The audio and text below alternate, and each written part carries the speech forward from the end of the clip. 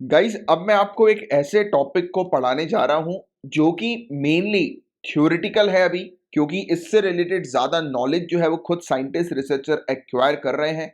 तो जितनी भी इंफॉर्मेशन मैं अभी आपको प्रोवाइड कराऊंगा वो बस आपको थोड़ा सा फैक्ट्स पॉइंट ऑफ व्यू से ध्यान में रखना है।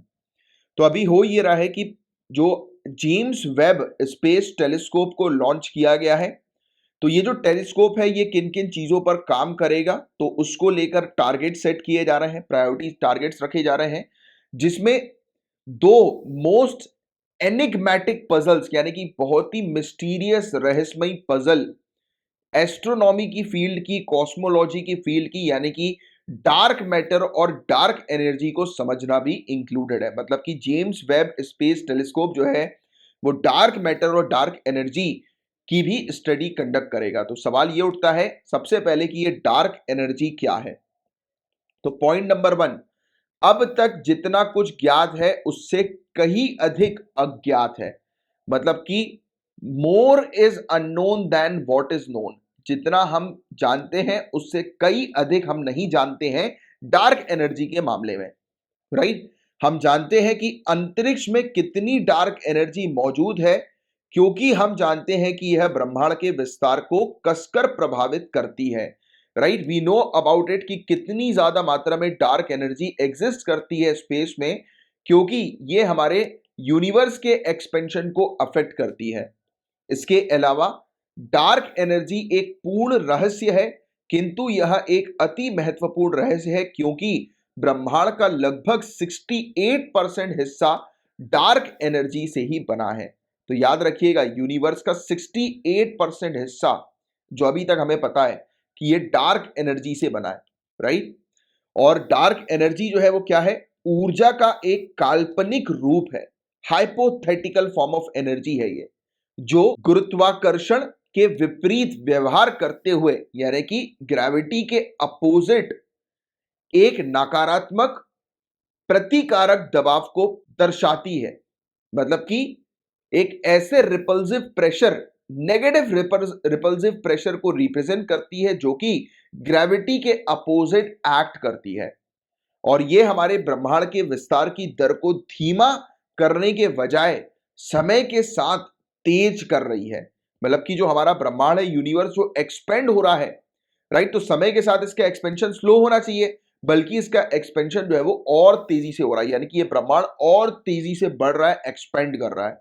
क्योंकि जनरली कोई भी चीज जो है वो बढ़ती है, राइट, उसकी जो ग्रोथ होती है तो एक समय के बाद वो अपने सैचुरेशन पॉइंट पर आने के बाद उसकी ग्रोथ रुक जाती है। राइट, जैसे कि ह्यूमन बॉडी का एक एग्जांपल लो, हम लोग जब ग्रो करते हैं तो एक पर्टिकुलर यानी कि 18 साल की उम्र के बाद से जो है वो ग्रोथ जो होती है, बॉडी के डेवलपमेंट जो होते हैं वो जो है वो बंद हो जाते हैं। हम लोग को देखने को मिलता है, जैसे हाइट का एक एग्जांपल ले लिया हमने, है ना। तो हर एक चीज का एक सैचुरेशन पॉइंट होता है। बट यहां पर बताया जा रहा है कि जैसे जैसे समय बीतता जा रहा है, यूनिवर्स लगातार एक्सपेंड होता जा रहा है, वो भी और तेजी से। और ये बिग बैंग से उत्पन्न हुए ब्रह्मांड से जो अपेक्षा की जा सकती थी उसके ठीक विपरीत है। राइट, जो हमने एक्सपेक्टेशन करी थी बिग बैंग थ्योरी के तहत कि एक टाइम के बाद जो है वो सैचुरेशन पॉइंट आएगा, तो ये इसके अपोजिट ही हो गया। ये और तेजी से जो है वो लगातार यूनिवर्स बढ़ता जा रहा है। It is because of dark energy. So dark energy जो है वो डार्क मैटर से कैसे अलग है?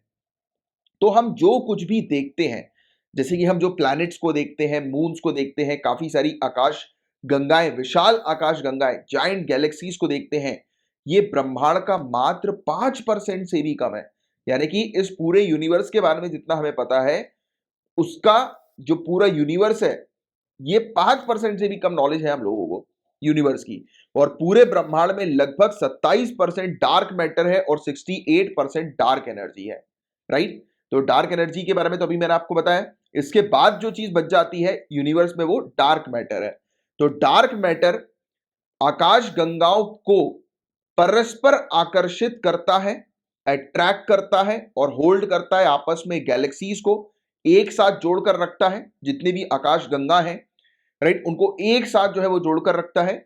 और डार्क एनर्जी हमारे ब्रह्मांड के विस्तार का कारण बनती है। ध्यान में रखिएगा, डार्क मैटर गैलेक्सीज को आपस में होल्ड करके रखता है, कनेक्ट करके रखता है, डार्क मैटर। और डार्क एनर्जी जो होती है वो यूनिवर्स को एक्सपेंड करती है, बढ़ाती है, राइट, कंटिन्यूअसली। राइट, तो ये एक डिफरेंस हम लोग को ध्यान में रखना है। डार्क मैटर के अस्तित्व का संकेत 1920 के दशक में मिला था, जबकि डार्क एनर्जी की खोज वर्ष 1998 तक नहीं हुई थी। और आपको बता दें जेनो N1T एक्सपेरिमेंट के बारे में, तो दुनिया का सबसे सेंसिटिव डार्क मैटर एक्सपेरिमेंट है ये, जो कि कंडक्ट किया गया था अंडरग्राउंड, बहुत ही नीचे, जमीन के बहुत ही नीचे, काफी गहराई पर जो है वो इसको कंडक्ट किया गया था। INFN लेबोरेटरी नाजियोनेली डेल ग्रैंड सेसो, जो इटली के अंदर है, मतलब आसान शब्दों में इटली की एक लैब में ये रिसर्च कंडक्ट की गई थी जेनो N1T एक्सपेरिमेंट की, डार्क मैटर एक्सपेरिमेंट पर ये रिसर्च थी। और इस एक्सपेरिमेंट के अंदर ड्यूअल स्टेज यानी कि लिक्विड या गैस जेनॉन टेक्नोलॉजी जो है वो उपयोग में ली गई थी इस पर्टिकुलर रिसर्च के अंदर। तो ये एक चीज थी, मतलब कि जो डार्क मैटर पर भी रिसर्च इटली के अंदर कंडक्ट हुई है, और research already scientist researchers research कर ही रहे हैं कंटिन्यूअसली। और इसके अलावा जनरल रिलेटिविटी की थ्योरी क्या कहती है, इस पर भी हम लोग थोड़ा सा समझेंगे। सामान्य सापेक्षता का सिद्धांत क्या है, तो मेन थ्योरी जो हम लोग को फिजिक्स की देखने को मिलती है, उसमें डार्क एनर्जी को कंसिडर किया जाता है as a characteristics property of space, मतलब कि डार्क एनर्जी को अंतरिक्ष का एक विशिष्ट गुण माना जाता है। और ध्यान में रखिएगा, एल्बर्ट आइंस्टाइन ये पहले थे, right, to understand that space is not just empty space. Albert Einstein ये समझाने वाले पहले व्यक्ति थे कि अंतरिक्ष मात्र खाली जगह नहीं है। उन्होंने ये भी कहा था कि स्पेस में कंटिन्यू टू एक्सपैंड, ये तक कह दिया था कि अंतरिक्ष का विस्तार होता रहेगा। और गाइस, जिस समय काफी सारे साइंटिस्ट ये मान रहे थे कि यूनिवर्स स्थिर है, थमा हुआ है, उस समय इन्होंने ऑलरेडी कह दिया था कि स्पेस लगातार एक्सपेंड होता रहेगा। और आइंस्टाइन ने अपनी थ्योरी ऑफ जनरल रिलेटिविटी के अंदर कॉस्मोलॉजिकल कांस्टेंट को इंक्लूड कर लिया था। हालांकि उन्होंने ये बोला था कि ये कांस्टेंट उनकी बड़ी गलती है, बट जैसे ही पता लगा कि हबल टेलीस्कोप के बाद की यूनिवर्स लगातार एक्सपेंड हो रहा है, तो इनकी जो ये मिस्टेक थी वो गलत नहीं थी, ये बिल्कुल बेस्ट सूटेड है डार्क एनर्जी को समझने के लिए। क्योंकि माना जाता है कि स्पेस जो है उसकी खुद की एनर्जी है, और आइंस्टाइन का जो कांस्टेंट है वो इंडिकेट करता है कि स्पेस कंटिन्यूअसली जो है वो बिल्डअप होता रहेगा, और एनर्जी इसमें ऐड होती रहेगी, और कंटिन्यूअसली एक्सपेंड होता रहेगा, बढ़ता रहेगा। तो ये था गाइस पूरा ओवरऑल टॉपिक। जितनी मैंने आपको अभी थ्योरी बताई है, सिर्फ उतना आपको ध्यान में रखना है एग्जामिनेशन पॉइंट ऑफ व्यू से। ज्यादा डेप्थ में अभी जाने की जरूरत नहीं है, इससे रिलेटेड कुछ और अपडेट्स आती है तो I will inform you, right. बाकी डार्क एनर्जी और डार्क मैटर के बारे में बस छोटी सी चीज ध्यान में रखो, मैं एक बार इसको बस सम अप कर देता हूं। तो पहला पॉइंट, डार्क एनर्जी में सिंपल सी चीज आप ये ध्यान में रखना कि ये यूनिवर्स को एक्सपेंड कर रही है, बढ़ावा दे रही है, राइट, बढ़ा रही है, राइट। यूनिवर्स को बढ़ा रही है और एक्सेलरेट कर रही है। जैसे जैसे समय बीतता जा रहा है वैसे वैसे यूनिवर्स बढ़ रहा है, एक्सपेंड हो रहा है।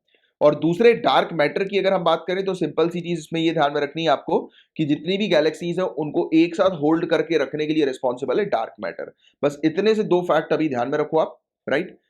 तो मैं उम्मीद करता हूं कि ये टॉपिक आपको अच्छे से क्लियरली समझ में आ चुका होगा। सिर्फ इतनी सी चीज आपको ध्यान में रखनी है।